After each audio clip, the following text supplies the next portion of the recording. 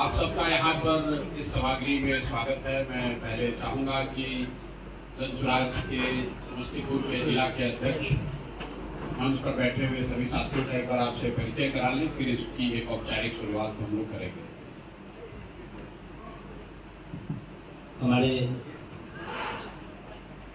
सूत्रधार और जन स्वराज के नेता प्रशांत जी हमारे सबसे साइड में बैठे हुए हैं। राम बालक जी जो प्रदेश के नेता हैं, उसके बगल में हमारे वसीम राजा जी और केंद्रीय चुनाव समिति के हमारे सदस्य प्रोफेसर भूपेंद्र यादव जी और प्रदेश के ही हमारे नेता एनपी मंडल सर जी, हमारे बगल में आभा ठाकुर जी और हमारे बगल में राहुल जी, किसान मोर्चा के अध्यक्ष साकेत जी, हमारे पीछे अभियान समिति के सदस्य बड़े भाई निरंजन भैया जी और तारकेश्वर जी, और प्रदेश में ही हमारी संजू राय जी, हम तमाम लोग आज उपस्थित हैं। हमारे नेता ने आप लोगों को आज आमंत्रित किया है, इसके आमंत्रित आप लोग आए हैं, इसके लिए आपका हार्दिक अभिनंदन है और वंदन है। सभी साथियों का परिचय कराने के लिए धन्यवाद। परिचय का एक पर्पस ये है कि जब मैं पिछली बार समस्तीपुर में आज से 2 वर्ष पहले आया था, तब मैं एक तरह से अकेले ही आया था। हालांकि संख्या के हिसाब से कई सारे साथी मेरे साथ तब से जुड़े हुए हैं, तब जब से पदयात्रा चल रही है या उससे भी पहले से। लेकिन पिछले वर्ष 2 अक्टूबर को उस अभियान, उस प्रयास से जुड़ने वाले हजारों लाखों की संख्या में लोगों ने मिलकर एक दल का विधिवत गठन कर लिया है, जिसका नाम जन स्वराज है। और आप सब यहाँ पर महत्वपूर्ण उसके संगठन के पदाधिकारी हैं। तो अभी आप जो प्रेस वार्ता के लिए आए हैं, आपके जो सवाल हैं, मेरा आपसे अनुरोध होगा कि मेरे साथ साथ आप अगर हमारे यहाँ समस्तीपुर के साथियों से कोई सवाल करना चाहते हैं तो भी ये सवाल आप उनसे करें। सारा सवाल हम ही से पूछेगा तो बात नहीं बनेगी। समस्तीपुर और यहाँ जन स्वराज से जुड़े हुए मुद्दों की ज्यादा समझ, मेरे से बेहतर समझ हमारे साथी जो हमारे साथ बैठे उनकी है। इसी के साथ मैं औपचारिक इसकी शुरुआत कर रहा हूँ। आप सब जो चाहे अपना सवाल कर सकते हैं। बहुत बहुत धन्यवाद। पौधे प्रसाद जी, आप शुरू कर दिए। आपकी क्या कार्य योजना है, क्या आपका प्लानिंग है? प्रशांत जी, उसके बाद आप चुनाव हुआ, उपचुनाव में आप रहे, अच्छा प्रदर्शन भी हुआ।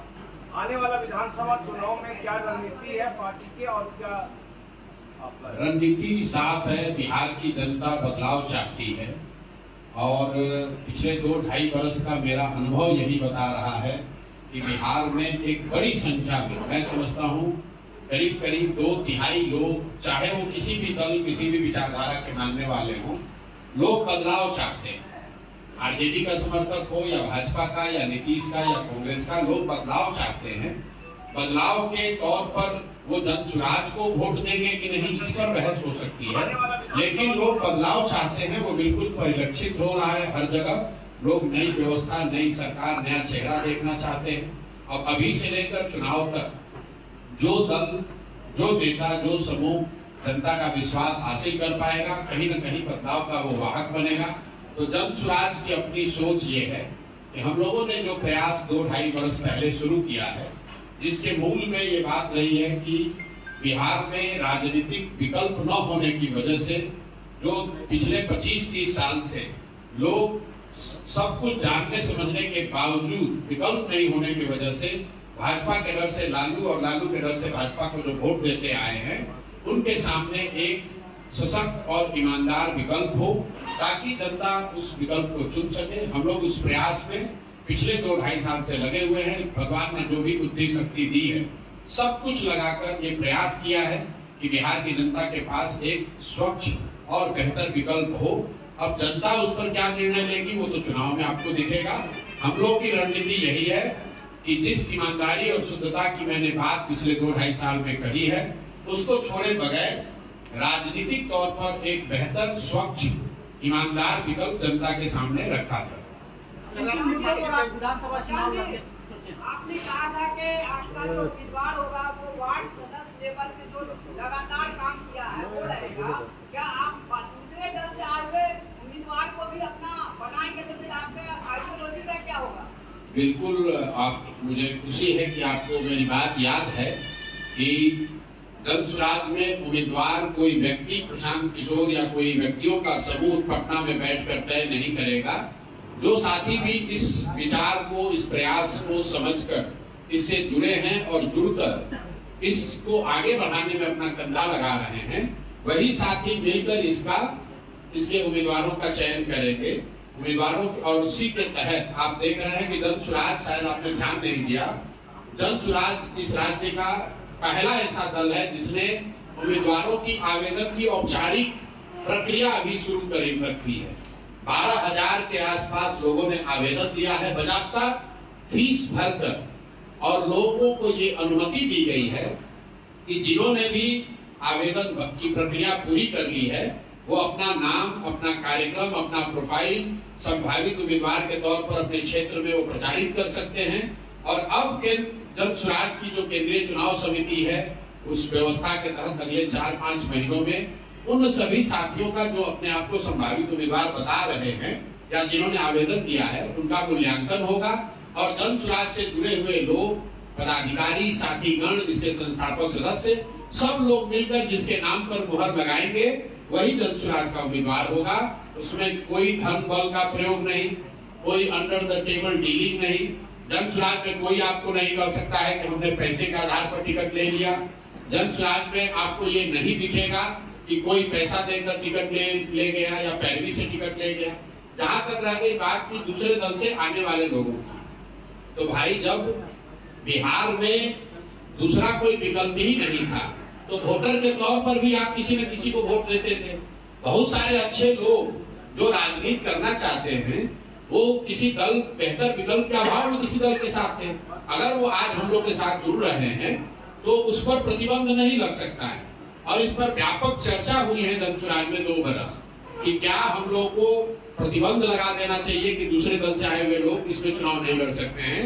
और सामूहिक निर्णय ये है कि नहीं, प्रतिबंध नहीं लग सकता है, क्योंकि बहुत सारे अच्छे लोग दूसरे दलों में हैं जो कि आकर जनसुराज के प्लेटफॉर्म को मजबूत कर सकते हैं। लेकिन जो बात मैंने कही है कि बिहार में कोई 1200-1250 परिवार के लोग ही पिछले 30-35 वर्ष में सांसद विधायक बने हैं, उसको ध्यान में रखते हुए ये तय किया गया है कि ज्यादातर कैंडिडेट जो चुनाव लड़ेंगे वो राजनीतिक पृष्ठभूमि वाले ऐसे लोग नहीं होंगे जो पहले से जिनके परिवार या उनके परिवार के सदस्यगण चुनाव लड़ते रहे। कुछ अपवाद जरूर हो सकता है, लेकिन 2/3 से ज्यादा लोग जनसुराज में वही चुनाव लड़ेंगे जो शायद जीवन में पहली बार चुनाव लड़ रहे होंगे, और कुछ लोग तो उसमें ज्यादातर लोग ऐसे होंगे जिन्होंने कि शायद राजनीति अपनी पहली बार जीवन में शुरू की है। तो बहुत बड़ी संख्या में, मोटे तौर पर बहुत बड़ी संख्या में आपको नए चेहरे, नए राजनीतिक चेहरे आपको जनसुराज के टिकट पर चुनाव लड़ते हुए दिखेंगे। विकसित बिहार बनाने के लिए क्या विजन लेकर आए? भैया 2.5 बरस से विजन बताते बताते गला में गांठ पड़ गया, आपको ध्यान नहीं आ रहा है।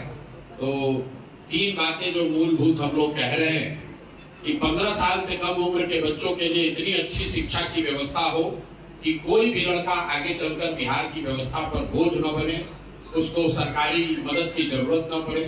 15 साल से 50 साल की उम्र के जो युवा हैं जो वापस जाकर पढ़ नहीं सकते हैं, जो उनको हर हालत में उनके हाथ में पूंजी उपलब्ध कराया जाए ताकि वो स्वरोजगार कर सकें, अपने लिए रोजगार और इनकम का जरिया पैदा कर सकें। और 60 वर्ष से ऊपर के लोग जो न पढ़ सकते हैं न अब नया कोई रोजी रोजगार कर सकते हैं, वो इज्जत की जिंदगी जी सके, इसलिए कम से कम उनको 2000 रुपए का मासिक सुविधा जरूर सरकार की ओर से दिया जाए। ये 3 बातें हम लोग मूलतः बता रहे हैं। लेकिन पूरे बिहार के विकसित होने की जो बात है, हम लोगों ने कहा है कि पंचायत वाइज योजना बनाकर जारी करेंगे, और पूरे बिहार को विकसित कैसे बनाना है ये 2 मिनट में आपके कैमरे पर तो उसका उत्तर पूरा संभव नहीं है। लेकिन मूलभूत शिक्षा और रोजगार, हर व्यक्ति, हर बच्चा बढ़िया पढ़े और जो युवा है उसको रोजी रोजगार यहाँ हो, उसको पलायन न करना पड़े, ये मूल बात है जो कि बिहार को प्रगति के रास्ते पर वापस से ला सकता है। प्रशांत जी, आप जो है नीतीश कुमार के साथ भी रहे हैं, आजकल जो उनका हरकत है उसको किस नजरिए से देखें? देखिए, नीतीश जी की जो हरकत है या जो उनकी भाव भंगिमा है, जो उनके वक्तव्य हैं, इसको लेकर मैं ज्यादातर पिछले 2-2.5 साल में मैंने कोई वक्तव्य दिया नहीं। सबसे पहले नीतीश जी के स्वास्थ्य को लेकर टीका टिप्पणी उन्हीं के सहयोगी भाजपा के सुशील कुमार मोदी जी ने शुरू की। नवंबर 2023 में पहली बार सुशील मोदी जी ने कहा कि लगता है कि नीतीश जी गंभीर मानसिक रोग से पीड़ित है। उसके बाद से बिहार के करीब करीब सभी नेताओं ने उनके स्वास्थ्य पर टीका टिप्पणी की है। मैंने कभी टिप्पणी नहीं की थी जनवरी तक, लेकिन जनवरी में जब बीपीएससी का आंदोलन चल रहा था, अधिकारियों से या व्यवस्था से हम लोग की बातचीत चल रही थी, तब मुझे इस बात का अधिकारियों के माध्यम से भी इस फिर से ज्ञान हुआ, समझ आई कि नीतीश जी की मानसिक हालत दिनों दिन इतनी खराब हो गई है कि उनको ज्यादातर विषयों की समझ ही नहीं है, कोई उनको पता ही नहीं चल रहा है कि राज्य में हो क्या रहा है। तब मैंने ये कहा है कि बिहार में अगर कोई सिपाही भी नियुक्त होता है तो उसका मेडिकल जांच होता है। कोई भी नौकरी, अगर आप पत्रकार हैं, अगर आप मानसिक तौर पर स्वस्थ नहीं है तो आपको पत्रकारिता की अनुमति नहीं दी जाएगी। ऐसा कैसे है कि 13 करोड़ लोगों के राज्य के मुख्यमंत्री, उनके मानसिक स्वास्थ्य की स्थिति को लेकर रोज चर्चा टिप्पणी हो रही है और सरकार की ओर से कोई वक्तव्य नहीं है, सरकार ने उसका कोई संज्ञान नहीं लिया। फिर हमने कैमरे पर कहा और आज रिपीट कर देते हैं, नीतीश कुमार शारीरिक तौर से थके हुए और मानसिक तौर पर अस्वस्थ हो गए हैं। और अगर इसका प्रमाण आपको जानना है तो खाली आप खड़े होकर नीतीश कुमार जी से उनके मंत्री परिषद के सदस्यों का नाम पूछ लीजिए। नीतीश कुमार की मानसिक हालत आज ये है कि वो अपने मंत्री परिषद के साथी मंत्रियों का नाम तक नहीं जानते हैं, नहीं याद है उनको, और उनके भरोसे 13 करोड़ लोगों का जीवन छोड़ा हुआ है। तो नीतीश कुमार जी की तो गलती है ही, उन्हें इस्तीफा देना चाहिए क्योंकि वो स्वस्थ नहीं है। लेकिन उससे भी बड़ा दोष उनके सहयोगी दल भाजपा का है, क्योंकि ये नहीं संभव है कि देश के प्रधानमंत्री और गृह मंत्री को ये पता नहीं है कि मुख्यमंत्री नीतीश कुमार की मानसिक हालत या उनकी स्वास्थ्य की स्थिति क्या है। बावजूद इसके वो लोग नीतीश कुमार को सामने खड़ा करके राजनीतिक रोटी सेक रहे हैं। इसलिए मुझे लगता है कि इसके लिए भाजपा भी बराबर की गुनाहगार है, जो ये समझती है कि बिहार की जनता को मूर्ख बनाकर किसी तरह वोट ले लो और अगर कहीं जीत मिल गई तो नीतीश को हटाकर अपना भाजपा का मुख्यमंत्री बना लो। ये उनकी रणनीति है। इसलिए मुझे लगता है कि नीतीश जी तो बीमार है ही, लेकिन उस बीमार व्यक्ति को जनता के ऊपर थोप के रखना, मुख्यमंत्री बनाए रखना, इसका ये जो गुनाह है ये भाजपा कर रही है और भाजपा के लोगों को इसका जवाब देना चाहिए। उनके बेटा को भी लाने का चर्चा खूब हो रहा है। नहीं, देखिए, बेटे को लेकर मैंने कई बार कहा, मेरा अपना स्वभाव है, जो लोग राजनीति में नहीं है उस पर मैं टीका टिप्पणी नहीं करता हूँ। लालू जी के परिवार से भी जो लोग राजनीति में नहीं है मैं उस पर टीका टिप्पणी नहीं करता हूँ। नीतीश जी के लड़के राजनीति में आज नहीं है, आप पत्रकार होने के नाते स्वतंत्र है उस पर विवेचना करने के लिए। मैं तभी कुछ बोल सकता हूं जब वो राजनीति में आएंगे, अभी वो राजनीति में नहीं है। ऐसी कोई औपचारिक घोषणा नीतीश जी के द्वारा या उनके दल के द्वारा नहीं की गई है। इसलिए मुझे लगता है कि किसी भी प्राइवेट सिटीजन के बारे में कोई टीका टिप्पणी नहीं होनी चाहिए, मैं भी नहीं करूंगा। अच्छा प्रसाद जी, अगर आप इन फ्यूचर बिहार में आपकी पार्टी अगर मुख्यमंत्री बनने के कगार पर अगर आती है तो क्या आप मुसलमान मुख्यमंत्री बनाएंगे अपनी पार्टी से? बिहार में मुख्यमंत्री जन स्वराज का बनेगा और जन स्वराज में 1 करोड़ से ज्यादा लोग मिलकर अगर दल बनाए हैं, दल में नेताओं का चयन किए हैं, संगठन किसको देना है ये तय किया है, तो जिस दिन सारे विधायक चुनकर आएंगे दल वाले बैठकर ये भी तय कर लेंगे कि उनका नेता कौन होगा, मुख्यमंत्री कौन होगा।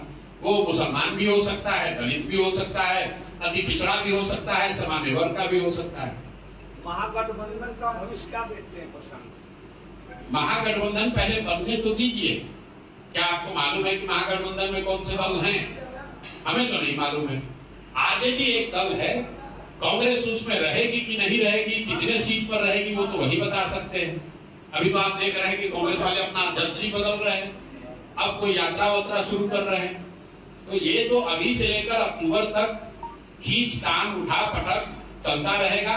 जहां तक जनसुराज की बात है, हम लोगों ने कहा जुलाई आते आते हम लोग आपको स्पष्ट तौर पर 243 उम्मीदवार की पृष्ठभूमि बिल्कुल दूध का दूध पानी का पानी आपके सामने, जनता के सामने रख देंगे कि ये हम लोग के 243 उम्मीदवार हैं, बिना इसकी चिंता किए हुए कि दूसरे दल का उम्मीदवार किस जाति का होगा, किस दल का होगा, क्या समीकरण बनाएगा। हम लोग का समीकरण विकास है, हम लोग का समीकरण बिहार का सुधार है, हम लोग की ताकत ईमानदारी और शुद्धता है और उसी के आधार पर हम लोग चलेंगे। दूसरे दल वाले क्या करते हैं इससे कोई लेना देना नहीं। बहुत आदमी सुझाव दे रहा है भैया यहाँ आरजेडी इस जाति का देगा तो हम लोग को ये देना चाहिए।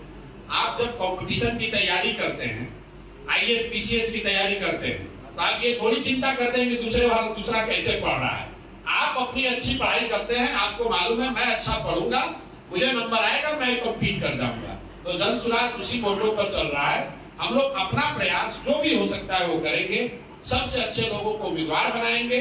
जनता के सामने एजेंडा रखा है, जनता को तय करना है कि उनको वोट किसको देना है। प्रसाद जी, एक सवाल है मेरा, ये बताइए कि आप अगर जीत के जाते हैं, आपकी संख्या बल को देखते हुए सरकार बनाने की इच्छा तो आप रखेंगे। अगर सरकार बनाने की इच्छा रहते हैं, आपके पास सदस्यों की संख्या कम है, तो फिर उस स्थिति में आप किसी दल से जुड़ना पसंद करेंगे, एनडीए या इंडिया? पहले आपने कहा सरकार बनाने की इच्छा रखते हैं। प्रशांत किशोर के लिए और मैं समझता हूं कि जनसुराज में जुड़े हुए बहुत सारे साथियों के लिए राजनीति सिर्फ एमएलए एमपी बनने का उद्देश्य नहीं, का जरिया नहीं। हमारे लिए राजनीति सिर्फ एमएलए बन जाए, मंत्री बन जाए, कुछ पैसा कमा ले, ठेका ले ले, ये मेरा उद्देश्य नहीं। राजनीति हमारे लिए समाज का आवाज बनना है, समाज के लिए कुछ करना है, इसलिए राजनीति कर रहे हैं। ऐसी कोई स्थिति नहीं आएगी जिसमें हम लोग कभी किसी के साथ गठबंधन करें, ना चुनाव से पहले ना चुनाव के बाद। चुनाव से पहले भी 243 सीट पर ही लड़ रहे हैं, और चुनाव के बाद अगर सरकार बनाने भर नंबर नहीं आया तो हम लोग को कोई जल्दी नहीं है, 5 साल और बिहार की आवाज बनकर रहेंगे। आज हमारे पास एक भी विधायक नहीं है, तो क्या राजनीतिक तौर पर मुझे आप सीरियसली नहीं ले रहे? इतने सारे पत्रकार बंधु क्यों आए हैं? हमारे पास विधायक तो नहीं है। कोई विधायक मंत्री आ जाए तो इतने पत्रकार नहीं आएंगे। अगर हमको 10,000 लोग सुनने आ रहे हैं तो क्यों आ रहे हैं? क्योंकि उनको इस राजनीतिक प्रयास में कुछ शुद्धता, कुछ ईमानदारी दिख रही है, इसमें कुछ होप दिख रहा है। कोई विधायक की ताकत नहीं है, कोई मंत्री आएगा तो इतना चर्चा का कारण नहीं बनेगा। और ये ताकत प्रशांत किशोर की नहीं है, ये ताकत इस प्रयास की है जिसमें पहली बार बिहार के एक बड़े वर्ग को कहीं न कहीं उम्मीद की किरण दिख रही है कि शायद बिहार में भी सुधार हो जाए, शायद बिहार भी देश के अन्य राज्यों की तरह विकास के रास्ते पर आ जाए। ये उस सोच की, ये उस होप की ताकत है। तो आप बिल्कुल लिख लीजिए, निश्चिंत हो जाइए, जनसुराज अपने दम पर चुनाव लड़ेगा, अपने दम पर चुनाव जीतेगा। अगर किसी वजह से नहीं जीते तो विपक्ष में बैठेंगे, घर पर बैठना मंजूर होगा, लेकिन किसी के साथ समझौता नहीं करेंगे। एक और सवाल है प्रसाद, अभी हाल के दिनों में जो मैंने कहा था कि सवाल इस मंच में बैठे हुए सारे लोगों से आप लोग कर सकते हैं, आप हमें नहीं है। अभी प्रशांत जी हमारे लिए महत्वपूर्ण है ना। प्रशांत जी से मैं सवाल, अभी हाल के दिनों में जो कुछ राज्यों में चुनाव हुआ है वहाँ लॉलीपॉप दिया जाता है हर पार्टी को, इसको आप किस नजरिया से देखिए? मैं उसको लॉलीपॉप तो पहली बात कहता नहीं हूँ। जहाँ तक ये डिबेट है कि क्या फ्री बीच देना चाहिए, तो इंडिया बाई कॉन्स्टिट्यूशन, हमारे संविधान के तहत इंडिया वेलफेयर स्टेट है।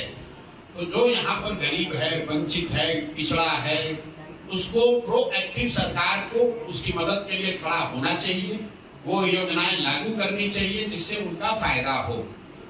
लेकिन जब आप फ्री बीज दे रहे हैं तो इतना आपको जरूर करना है कि अगर आपके जेब में 100 रुपया है तो आप 300 रुपए की बात तो नहीं कर सकते। तो आप जनसुराज की 5 जो बातें हैं उसको देख लीजिए।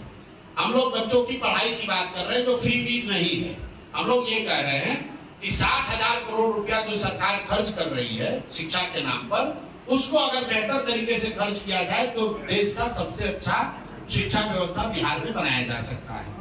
दूसरी बात, हम लोग क्या कह रहे हैं? हम लोग ये कह रहे हैं कि हम लोग महिलाओं को रोजगार देने के लिए कोई फ्री भी नहीं देंगे, उनको लोन बैंकों से दिलवाएंगे सरकारी गारंटी पर, और उस पर भी उनको 4% ब्याज लोगों को देना पड़ेगा, 6% ब्याज सरकार भरेगी। तो 6,000 करोड़ रुपया के बजट से 1 लाख करोड़ रुपया हम लोग महिलाओं तक पहुंचा पाएंगे रोजी रोजगार के लिए। तीसरी बात हम लोग कह रहे हैं कि मनरेगा को कृषि से जोड़ेंगे, इसमें भी 1 रुपया सरकार का नहीं लगेगा। जो मनरेगा का पैसा आ रहा है या दिल्ली में हम लोग सरेंडर कर रहे हैं, उसी मनरेगा के पैसे से हम लोग मजदूरों को कृषि से जोड़ेंगे, ताकि हर वो किसान जो नकदी की खेती करना चाहता है उसको मनरेगा के तहत मजदूर मुफ्त में मिले, उससे मनरेगा का भ्रष्टाचार खत्म होगा, किसानों को फ्री में मजदूर मिलेंगे और खेती किसानी से वापस कई लोग बड़े पैमाने पर जुड़ेंगे और खेती आधारित पलायन भी रुकेगा। सिर्फ एक ही फ्री भी हम लोग कह रहे हैं, वो कह रहे हैं 60 वर्ष से ज्यादा उम्र के महिला पुरुष को, दिव्यांग और विधवाओं को उसमें जोड़ लीजिए, जिसको आज सरकार 400 रुपया भत्ता देती है, पेंशन देती है। हम लोग कह रहे हैं कि उसके जगह हम 2000 देंगे और उसका बजटरी प्रोविजन मतलब टोटल साल का खर्चा आएगा करीब 12,500 करोड़। तो 3 लाख करोड़ के बजट में 12,000 करोड़ रुपया अपने उन साथियों के लिए जो 60 वर्ष से ज्यादा उम्र के हो गए। मुझे लगता है कि ये संविधान की जो वेलफेयर स्टेट की परिकल्पना है उसके अधीन है। इसके अलावा हम लोग कोई वादा फ्री का नहीं कर रहे हैं। तेजस्वी यादव राजद वाले कर रहे हैं कि हम लोग 2500 रुपया माई बहन योजना में दे देंगे। तो मैं पत्रकार बंधुओं से आग्रह करूंगा, आजकल सबके मोबाइल में कैलकुलेटर है, आप जरा इस पर कोई योजना पर सवाल जवाब का मतलब नहीं है, अपना कैलकुलेटर खोलिए। बिहार में 6 करोड़ महिलाएं हैं। 6 करोड़ महिलाओं में अगर 1 करोड़ बच्चियों को हटा भी दे तो 5 करोड़ हुआ। 5 करोड़ महिलाओं को अगर हर महीने आप 2,500 रुपया देंगे तो साल का करीब 1.5 लाख करोड़ रुपया हुआ बजट। बिहार सरकार का अभी बजट आया है 10 दिन पहले, योजना बजट ही है 1 लाख करोड़। तो तेजस्वी यादव ये कह रहे हैं कि हमारे पास है 1 लाख करोड़, खर्चा अगर सब बंद भी हो जाए तो कह रहे हैं उसमें हम दे देंगे आपको 1.5 लाख करोड़। ये फ्री वाली बात हुई, जबकि आप जान रहे हैं कि आपके पास पैसा नहीं है। लोगों को विशुद्ध तौर पर मूर्ख बनाने के लिए कुछ भी कहे जा रहे हैं। आप पत्रकार होने के नाते ये भी समझ लीजिए कि देश में दिल्ली और गोवा जैसे 2-4 राज्यों को अगर आप छोड़ दें तो कोई भी राज्य, केरल, तमिलनाडु, महाराष्ट्र, कोई राज्य अपने राज्य के आधी आबादी को 2,500 रुपया प्रतिमाह नहीं दे सकता है। बिहार की तो बात ही छोड़ दीजिए, बिहार तो सबसे गरीब है, जो सबसे धनी राज्य है वो भी नहीं दे सकते हैं, क्योंकि किसी भी सरकार के पास 1 लाख 1.5 लाख करोड़ रुपया साल का एक योजना में फ्री में बांटने के लिए नहीं है। तो कहीं आप सुनते हैं कि लाडली योजना या झारखंड योजना, वहां पर भी 2,500 रुपया हर महीना को नहीं दिया जा रहा है, वो कंडीशनल ट्रांसफर है। बंगाल में 500 रुपया दिया जा रहा है, तमिलनाडु में 1,000 दिया जा रहा है, लेकिन वो भी उनको दिया जा रहा है जो गरीबी रेखा से नीचे हैं या किसी विशेष सामाजिक वर्ग से, दलित वर्ग से आते हैं या अति पिछड़ा वर्ग से आते हैं। ऐसे ब्लैंकेट कह देना कि सारी महिलाओं को 2,500 रुपया महीना दे देंगे, मुझे लग रहा है कि विशुद्ध तौर पर आंख में धूल झोंकने वाली बात है। भाजपा की बी टीम का आरोप लगता है कि आप भाजपा की बी टीम, इसको कैसे आप निकलेंगे? काहे निकले? कौन आरोप लगाया है? आप लगा रहे हैं? हमने लगा रहे हैं। कौन लगा रहा है? लोग का नाम बताइए। आरजेडी लगा रहे हैं। आरजेडी लगा रहा है। आरजेडी तो कह रहा है कि हम बिहार को बहुत विकास कर दिए। आरजेडी का बात मान लीजिएगा। आरजेडी वाले तो ये कह रहे हैं कि बिहार में सारे अति पिछड़े, सारे गरीब, सारे वंचित का हम लोगों ने कल्याण कर दिया। तो क्या आरजेडी की बात मान लीजिएगा? आरजेडी मुसलमानों को डराकर, भाजपा का डर दिखाकर पिछले 30 वर्ष से मुसलमानों का शोषण कर रहे हैं। न उनको भागीदारी दी, न उनको विकास दिया, न भाजपा को हरा पाए। तो आरजेडी के लिए मुसलमान तो लालटेन का किरासन तेल है, और जब पहली बार वो किरासन तेल उनके लालटेन से निकल गया, अब वो जनसुराज की ओर जा रहा है, तो उनका लालटेन बुझ रहा है। जब लालटेन बुझेगा तो आप चिल्लाओगे ही, अरे भाई रोको रोको रोको। तो बात कहने के लिए तो कुछ है नहीं कि क्यों नहीं जनसुराज, तो एक ही बात कहते जाइए, भाजपा का बी टीम है। अरे भाई आप कौन है सर्टिफिकेट बांटने वाले? आप कौन है सर्टिफिकेट बांटने वाले? आपको किसने अधिकार दिया है? हमको तो किसी ने नहीं कहा, आरजेडी वाले कह रहे हैं। तो हम कह देंगे कि तेजस्वी यादव भाजपा के बी टीम है, आप मान लीजिएगा। आपने कभी पूछा तेजस्वी यादव से कि जनसुराज वाले कह रहे हैं कि आप भाजपा के बी टीम है, या आप मुसलमानों का खून चूस रहे हैं पिछले 30 साल से? आपने सवाल पूछा हमसे? अरे हमसे जरूर पूछिए, लेकिन इतनी हिम्मत पत्रकार के तौर पर रखिए कि उनसे भी तो पूछिए जो दूसरे आते हैं सामने। कभी मिले हैं तेजस्वी यादव से? आते हैं तो पूछा जाता, हमने कभी सुना नहीं। अगली बार आए तो पूछिएगा जरूर, अगली बार आए तो पूछिएगा जरूर। मतलब कोई सामने मिल जाए उसको आप 1000 सवाल पूछिएगा। और तेजस्वी यादव को पिछली बार आपने पत्रकार वार्ता में कब सवाल किया था, नीतीश कुमार से आपने कब सवाल पूछा था, मुझे याद नहीं है। अगर आपको होगा तो हमको बता दीजिएगा कि देखिए सर ये क्लिप हमने पूछा था तेजस्वी यादव से। प्रशांत जी, शराबबंदी जैसे संवेदनशील मुद्दे पर आप कहते हैं कि 1 घंटा में समाप्त कर देंगे, इससे क्या नहीं लगता है कि महिलाओं में आपके खिलाफ कुछ इमेज बन जाएगी? देखिए, जन सुराज जब मैंने शुरू किया तब मैंने अपने आप से एक संकल्प किया कि 10-15 वर्ष जब मैं राजनीतिक सामाजिक जीवन में रहा हूँ, कई बार ऐसा हुआ है। हम लोग जानते हैं कि ये बोलना गलत होगा, फिर भी लोग बोलते हैं, नेता बोलते हैं क्योंकि वोट की बात है। तो मैंने ये संकल्प लिया है कि मैं इस पूरे अभियान में बोलूंगा वही जो सही होगा, चाहे वोट मिले या ना मिले। मैं ऐसा समझता हूँ कि शराब से बिहार का फायदे के बजाय नुकसान हो रहा है, और महिलाओं के लिए भी जिनके सशक्तिकरण की बात हो रही है उनका भी नुकसान हो रहा है। इसीलिए मैं कह रहा हूँ कि शराबबंदी यहाँ से हटाई जाएगी। पहली बात तो कि बिहार में शराबबंदी है ही नहीं। शराबबंदी के नाम पर खाली शराब का दुकान बंद है, शराब बंद कहाँ है? शराब तो हर घर में बिक ही रहा है, तो किस फायदे की बात कर रहे हैं?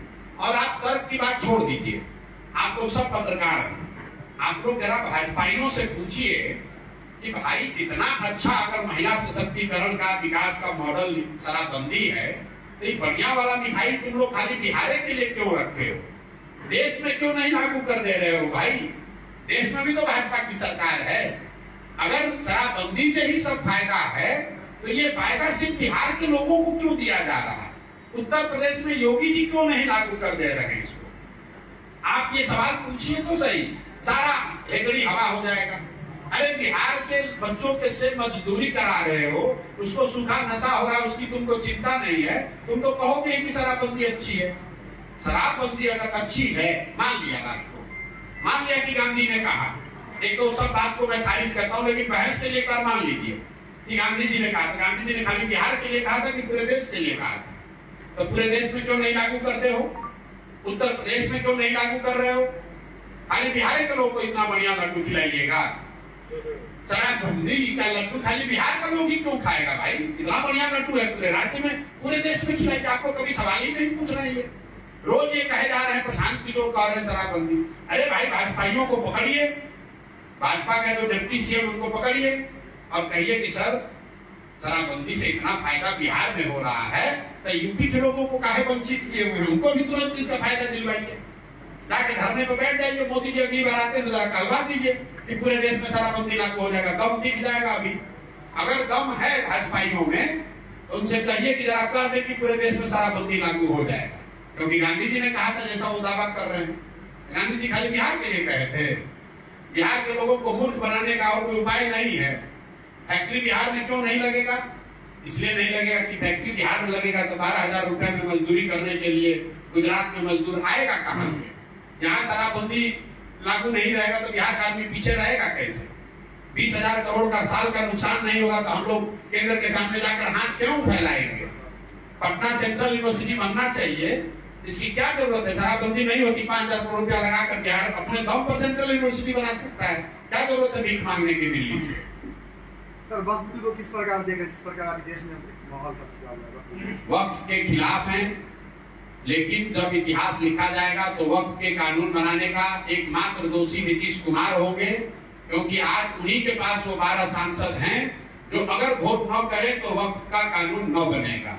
तो जितने लोग आज नीतीश कुमार से जुड़े हुए हैं, खासकर मुस्लिम वर्ग के नेता, आपके माध्यम से उनको खुली चुनौती दे रहा हूं कि तुम अगर मुसलमानों के हितैषी बनने का दावा कर रहे हो तो अपने दल के नेता नीतीश कुमार को बोलो कि वक्फ के कानून पर वोट न दें। अगर नीतीश कुमार वोट नहीं देंगे तो वक्फ का कानून नहीं बनेगा।